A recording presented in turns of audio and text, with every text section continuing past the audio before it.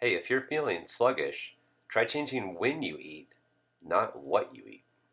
I did, and it went pretty well. So here's my story.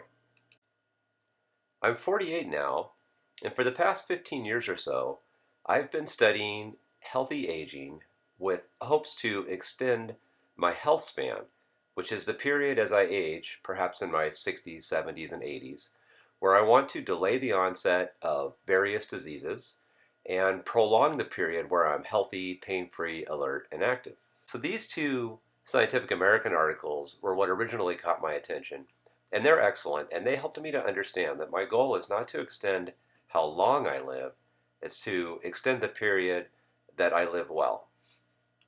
Those 14 years, I've attended several scientific conferences where I sit in with researchers, quietly in the background that is, learning about gerontology and biology and the aging mechanisms in our body that we may to some extent be in control of. At those conferences, I learned that the research community is in agreement that the gold standard is really caloric restriction. Caloric restriction with optimal nutrition has over the years proven to extend the lifespan and delay disease in flies, worms, debatably in primates, but in the mammal studies, it was conclusive that it delayed the onset of many different types of diseases and extended the health span that I'm interested in. Doing so turns out to be really difficult in humans, and there's only a few people that have tried it. Their research was originally founded in the Biosphere 2 experiment in Oracle, Arizona, where they conducted a year study as if they were living perhaps on Mars in a very controlled environment. Um, the experiment ended up resulting in a fairly severe caloric restriction, but with optimal nutrition. And with that, the Caloric Restriction Society was formed. The Biosphere 2 facility is absolutely amazing and it's open to the public. The University of Arizona continues to conduct research there, but they're open 7 days a week. Here's a link to a video we made when I toured it with my family. I attended their annual World Congress and met the 20 to 30 people that are doing this well and the researchers that are following them. And from that, I gathered that it would be very difficult for me to do so. And the researchers that are following them aren't doing it either. Because in humans, you have to dedicate your entire life to caloric restriction.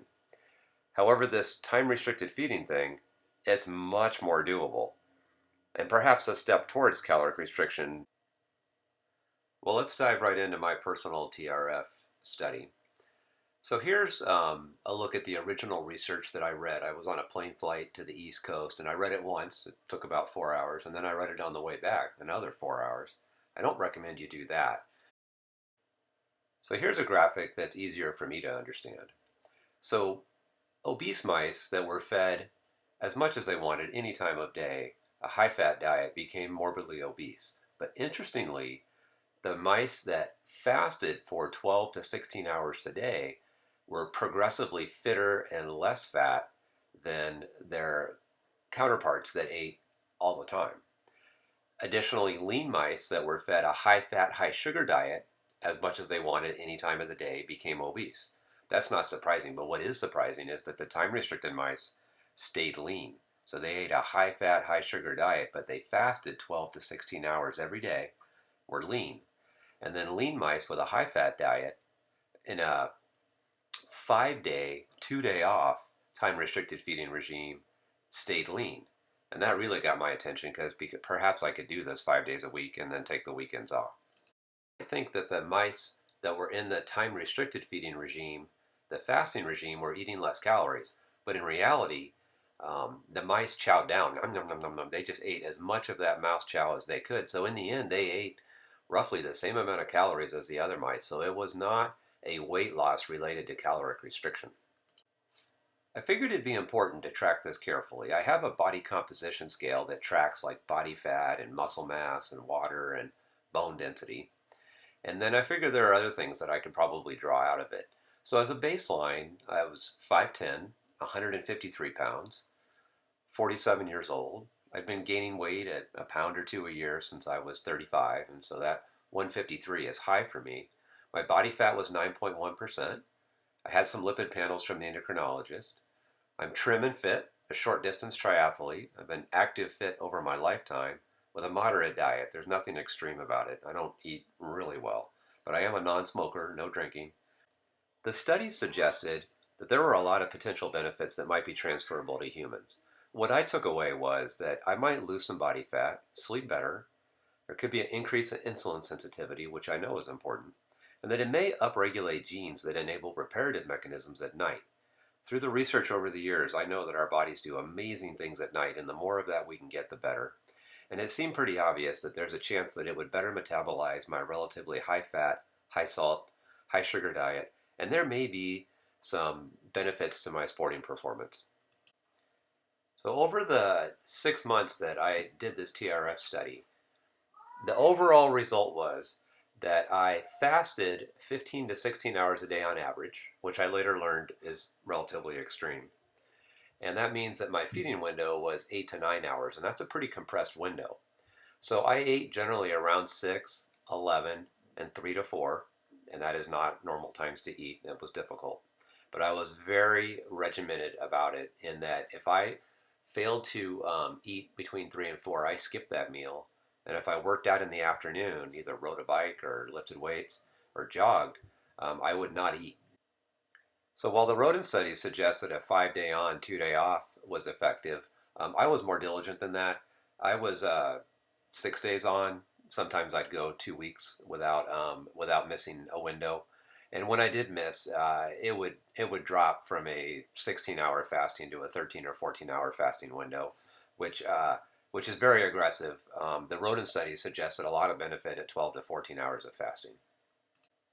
So I was really excited when I started losing weight. I lost 11 pounds in 90 days. That was 7% of my body weight, 16 pounds in 180 days, which was 10% of my body weight overall.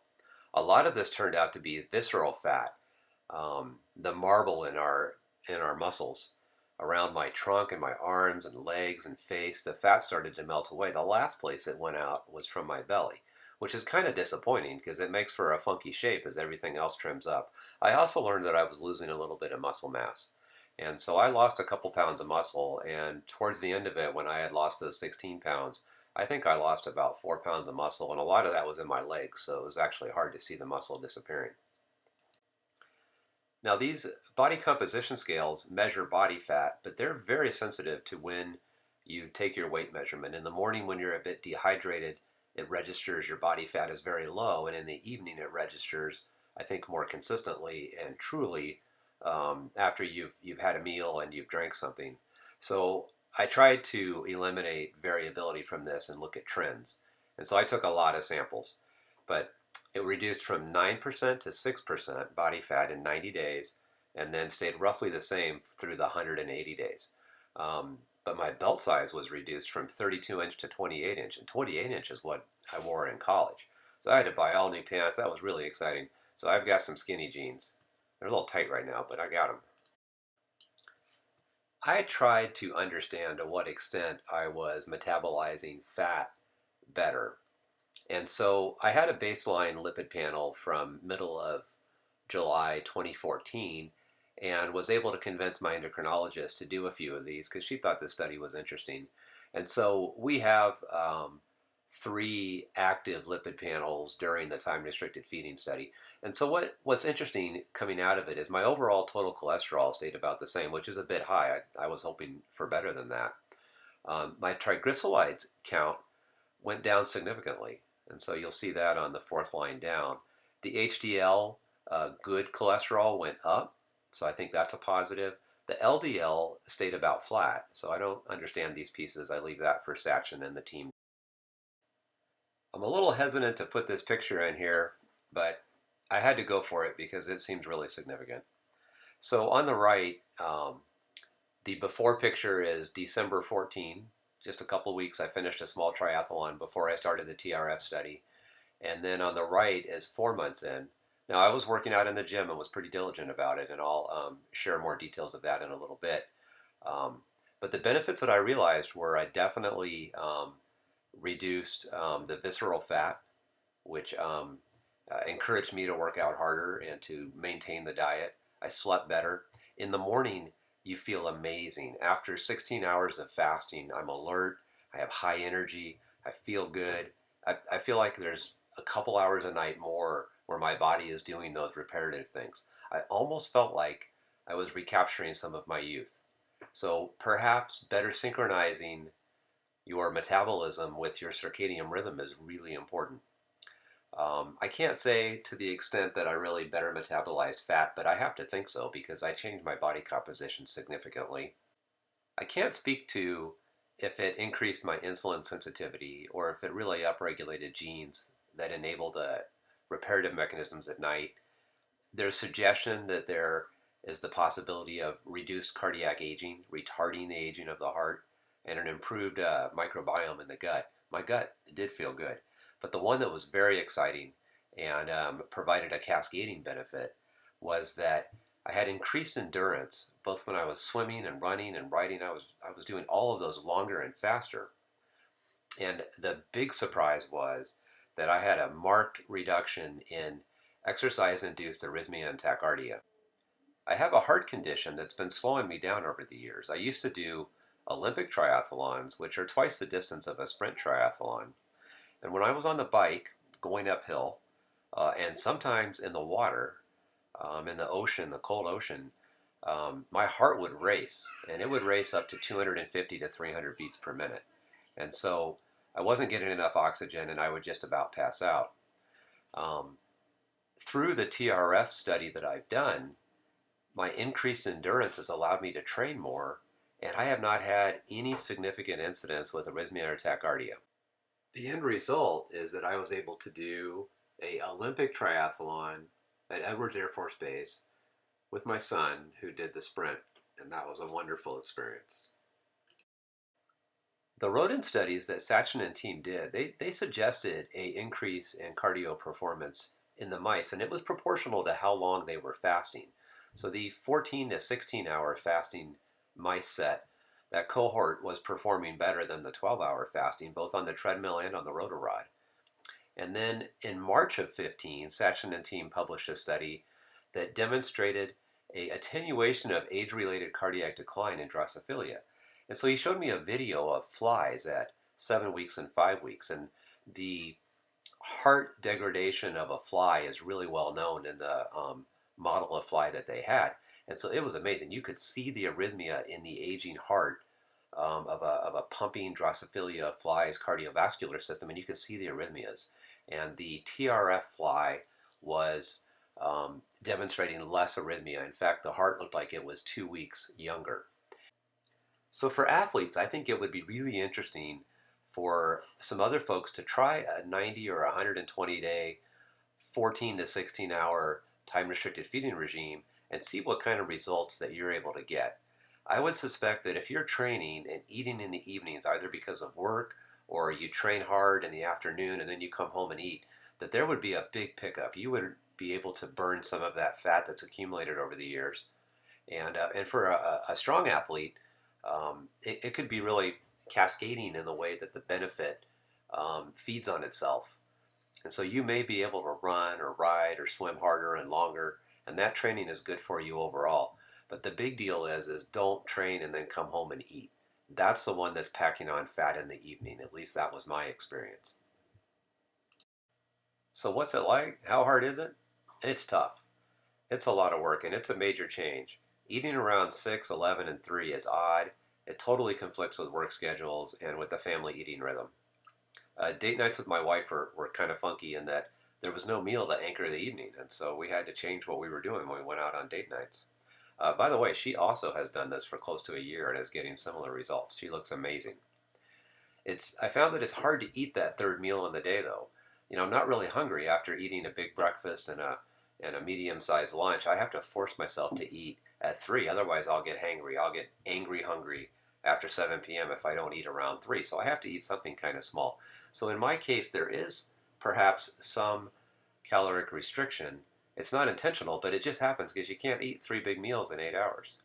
So I had to adjust my attitude though, and my attitude is that I need to own my body because my body tried to own me. It really would signal hard that we need to eat, and we don't need to eat. And so a year later, doing the time restricted feeding, I realized that eating in the evening is a habit and it's a convenience. It's not something that we have to do. But I want to let you know, so when you start this, after about 2 weeks, you'll feel pretty good. And there's really good results to be had in the 45 to 90 days. So don't give up after 2 weeks.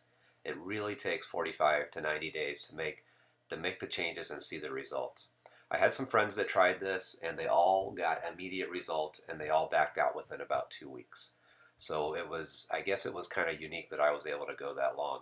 Now, after I ended my study in 6 months, I backed off a little bit July to December. And I only did this 12 to 13 hours of average fasting instead of the 14 to 16. And I would take 2 to 3 nights off a week and kind of have a little snack here and there.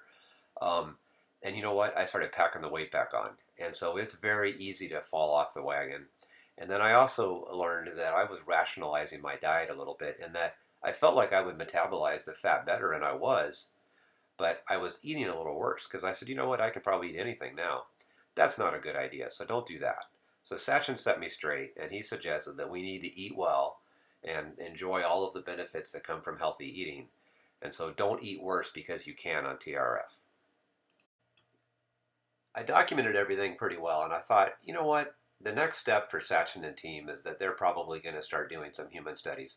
So late in the year, in Q3, I finally got around to documenting all my results, and I shot it off to Sachin, knowing that he's at the amazing Salk Institute in La Jolla, which was only an hour away. And so I sent him my studies, and in about a week, he wrote back, and I was just blown away. He wanted to meet. So here's Sachin and I at the Salk Institute on the ocean front in La Jolla, talking TRF. He is amazing, and what they're doing is amazing. I'm really excited to be a part of it. So what's next? Well, when I met Sachin, I learned that he and his team had been busy. So they had conducted a small-scale human study, largely to test a iPhone Android app that they had built that allowed you to track everything you ate that day, and it would track what your fasting window was and what you had eaten. And so this was interesting. I had no idea that they were doing this. And so after meeting with Sachin, what was next for me was to re-engage in a second TRF study, which I started January 1st of 2016 and ran for 90 days. I tracked everything in the app, took pictures of all of my food, had my medications listed, and was very diligent about it.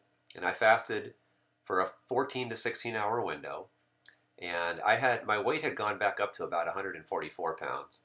In the first 3 weeks, I lost 3 pounds and was back down to 141, but it didn't go farther than that. And so I wondered what the confounding factor was. So over 90 days, I had kind of leveled out, and I wondered if my body had adjusted to the time-restricted feeding regime. And it turns out, after talking with Sachin, that's possible. There could be some metabolic adjustment. But I do feel good in the mornings. And so I went back and I did some research, and I happened to be tracking all of the exercise that I did in the first time-restricted study. That was January to July of 2015, and I compared that to what I did January to March of 2016. And here's an interesting discussion. In tracking and looking at the results between the first TRF study I did and the second one, I learned that I exercised a lot more frequently and a lot harder in the first 6 month study than I did in the second one, which was only 90 days. So I could only compare the 90 days across both of them. But what I found was I didn't lose weight in the second round because I didn't exercise as much. So I'm not sure if my body adjusted to time restricted feeding. It might have to some degree. But the total distance of the exercises that I was able to track was 201 miles short of what it was in the 2015 effort over the same period. And so that's 6 bike rides and maybe 10 runs in the quarter. There were 25 hours less of exercise, so that's probably those bike rides and runs. It's about 17,000 calories less that were burned, which is about 4 pounds if there's 3,500 calories in a pound. And there were some 46 workouts less total, which is 5 to 10 days of getting in the gym. So I must have been really excited about it in the first 90 days and worked out exceptionally. So some of my results are from working out in addition to time restricted feeding. So for the athletes and for other folks that are able to do that, I think your results may be in part dependent on how much you work out in combination with time restricted feeding. But I would suggest doing both because I had amazing results, and it definitely was a combination of uh, increase in activity, a slight reduction in calories, and not eating in the evenings. So back to the research that the Salk Institute is doing and that amazing app they've built. So when I met with Sachin, they had completed and just published a small study, largely designed to test the app for a larger application, which we'll talk about in just a minute.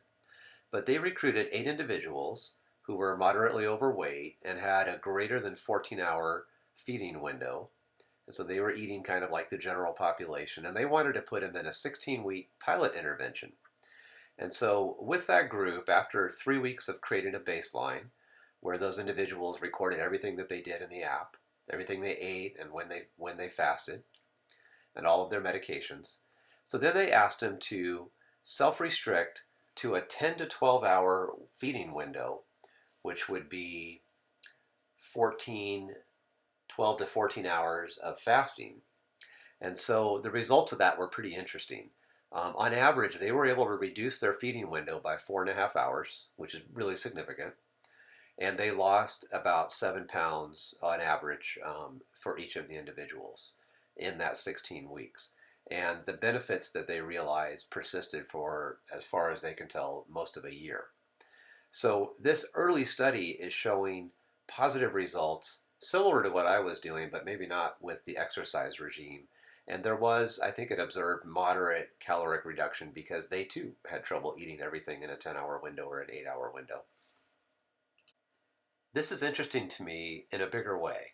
And the bigger way is that on like a national scale, there aren't a lot of things that move the needle. There aren't drug interventions or exercise or dieting or fasting or nutrition guidelines that seem to really move the needle significantly for the general population. But it seems clear to me, at least from my experience, that if we change when we eat, and we eat more like we did in the 50s and 60s, where everybody kind of ate at 5 o'clock, and they were done by 6, and then they woke up in the morning and ate at 7 or 8, if we could move in that direction, we might move the needle in a significant way in national health. And that actually seems eminently doable to me. But for Sachin and team and the Salk Institute to move in that direction, they need people to participate in the study, and they need a lot of people to participate. So that's the reason that I've put this out here, and I'm hoping that other people get involved.